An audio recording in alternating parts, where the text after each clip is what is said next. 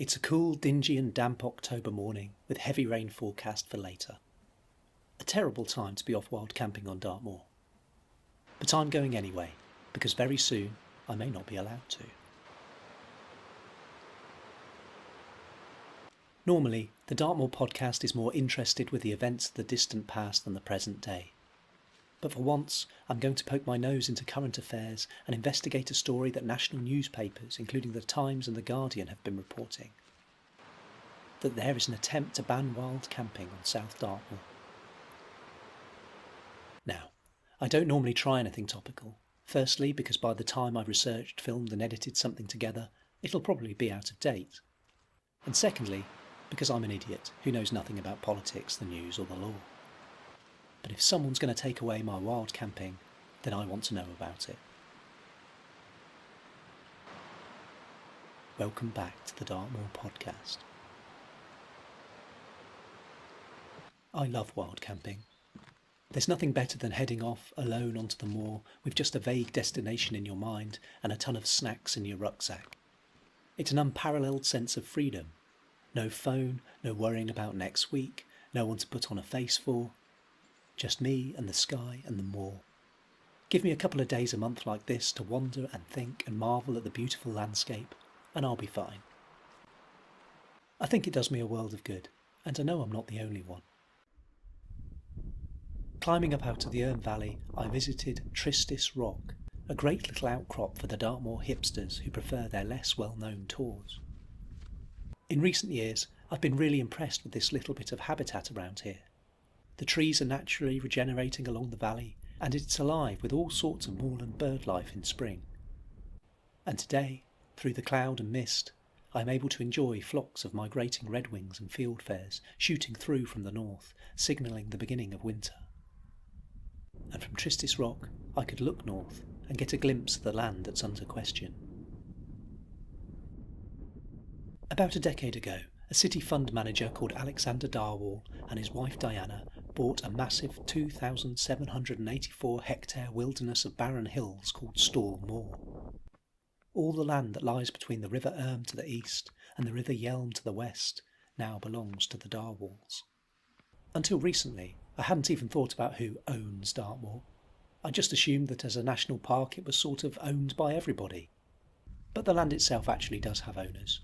Rich ones, with just 14 people owning about half the moor.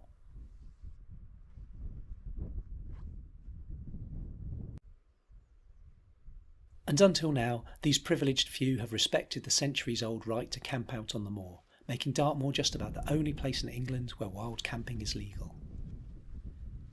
And even if some of them didn't like it, they've just had to deal with it, because a bylaw in the Dartmoor Commons Act of 1985 states, "The public shall have right of access to the commons on foot or horseback for the purpose of open-air recreation, and a person who uses the commons for that purpose without damaging any wall, fence, hedge or gate or other thing shall not be treated as a trespasser."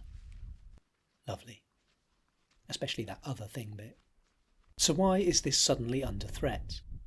Well, the Darwalls claim to be seeking clarification on this law, and I guess their argument hinges on whether they can claim that wild camping is somehow above and beyond the mentioned open-air recreation.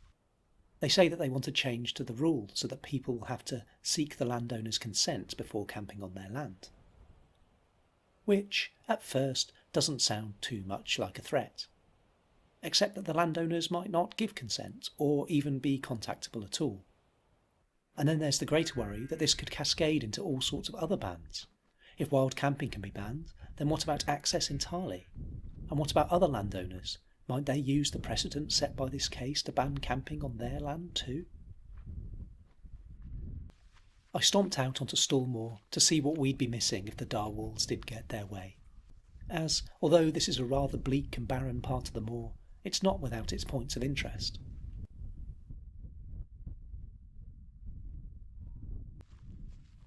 First up, there's Hilson's house, the remains of a strange and desolate dwelling right in the middle of nowhere, with great views of the Erne Valley. Right in the middle of nowhere. Here's a problem with Stawell Moor. It's actually pretty hard to get to. If you want to get out here and experience the view from Hilson's house, then you will either have to commit to a very long walk or go on a camping trip. This inaccessibility has been further confounded by the Darwalls closing the area's only car park at New Waste about a decade ago, so they have some previous form in preventing the common people from accessing their part of the moor. Which is a shame, because the second point of interest here deserves more visitors. Stalldown Row, Europe's largest stone row, a mysterious north-to-south configuration of huge incongruous granite megaliths that stretch well over half a kilometre across this exposed hillside. No one knows what these Bronze Age folk were up to thousands of years ago when they built this, but the barrows and cairns around it suggest it might be some sort of memorial. I like to think that this was the resting place of some great leader. Look how far you can see from up here, and how you can see the remains of Bronze Age villages and farms on the hillsides all around. Perhaps some great king or queen of the tribes brought people together and organised them into carving out a living here among the tors. Now, all of this belongs to the Darwalls. And it's not just the moor. To the south, the Blatchford estate with its large tracts of farmland, holiday cottages, pheasant shooting woods and deer park belong to them too. I can't get my head around the amount of money required to purchase all of this. And if you had so much space, would you really begrudge a few wild campers sneaking up here for a night under the stars?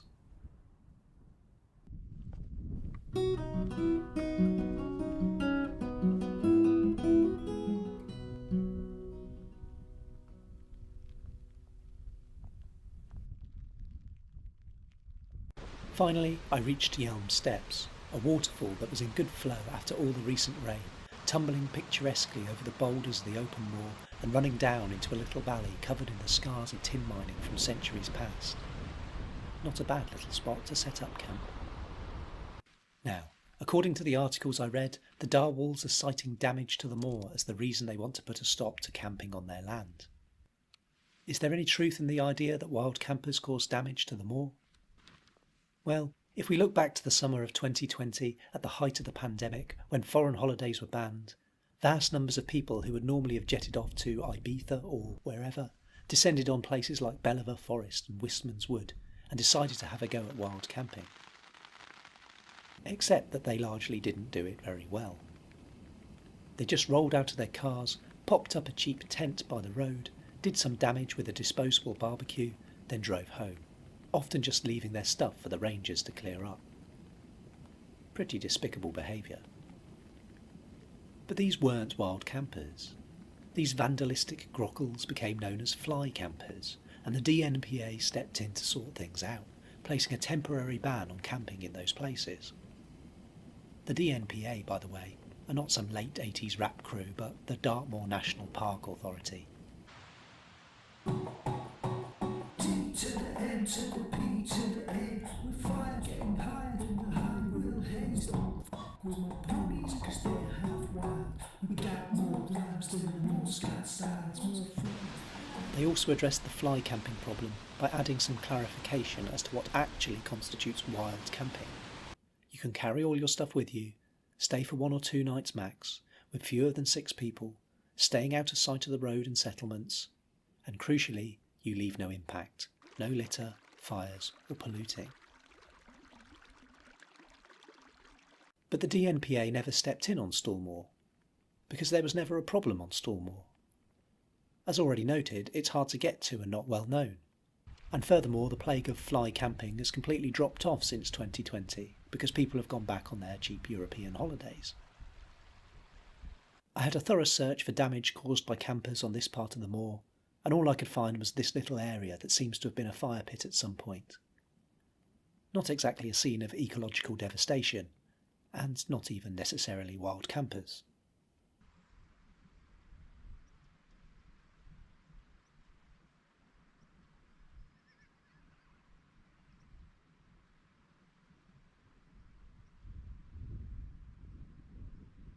It feels a little bit like the Darwalls are using the damage caused in Belvoir back in 2020 to justify their ban on wild camping. I spent a rather damp and uncomfortable evening drying my socks on the Darwalls' land. The things I'll do to prove a point. Then I packed up in the morning, noting how little damage a wild camper really does.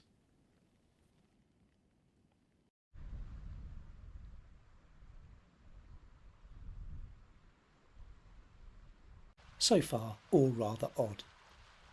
This isn't a wild camping hotspot, and wild campers don't cause much damage, so why are the Darwalls kicking up a fuss about it? It was only when I opened up this question to the internet that a slightly more sinister theory emerged, and it has to do with hunting. I know for a fact that the Blatchford estate breeds large numbers of pheasants to shoot, and their website offers links to deer stalking too. And more than one person on Twitter recalls seeing fox hunting on their land, though they would no doubt claim they were trail hunting. And all this jogged a distant memory of my own. About 7 years ago, I was walking on their land near Piles Copse when I bumped into two blokes in very unusual traditional garb who were walking a pack of what seemed to be otter hounds along the river. They said they were hunting mink, though whether a hound knows the difference between a mink and an otter, I don't know. Could it be that the Darwalls want to keep the South Moor as inaccessible as possible to minimise the amount of prying eyes reporting their hunting activities? I headed home in my wet boots, pausing briefly to empathise with some soggy ponies, and wondered how this story would play out. Hopefully the Darwalls' legal challenge just fails and things go back to normal. I'm happy to say that quite a few people are standing against them, including the DNPA, the Ramblers and some environmentalist groups. But what about the worst case scenario? What if their clarification succeeds and a swathe of Dartmoor landowners put an end to wild camping? Well, the consensus from the wild campers seems to be, so what? After all, wild camping isn't legal anywhere else in England, and we have wild camping brethren and sistren all over the country who know that it's legal to camp anywhere as long as you don't get caught. As I touched on earlier, true wild campers are freedom seekers, and I don't think their anarchist tendencies are going to be curtailed by some technicality like this. So, in confusing conclusion, the Darwalls want to ban wild camping in a place where hardly anyone goes wild camping, and the wild campers are angry that they won't be allowed to camp in a place they had no real interest in camping in, so we'll camp there anyway. What do you think? Is this a real threat to our enjoyment of the moors, or is it a storm in a teacup that the national newspapers latched onto as they knew it would get people riled?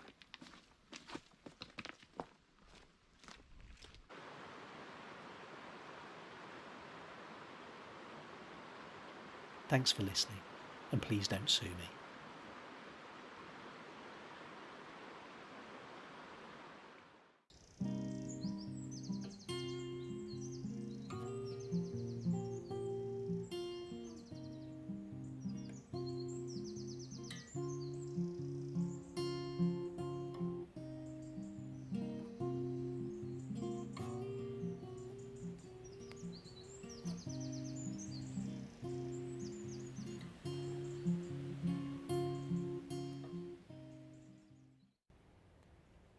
If this lifestyle growing, better shut that gates.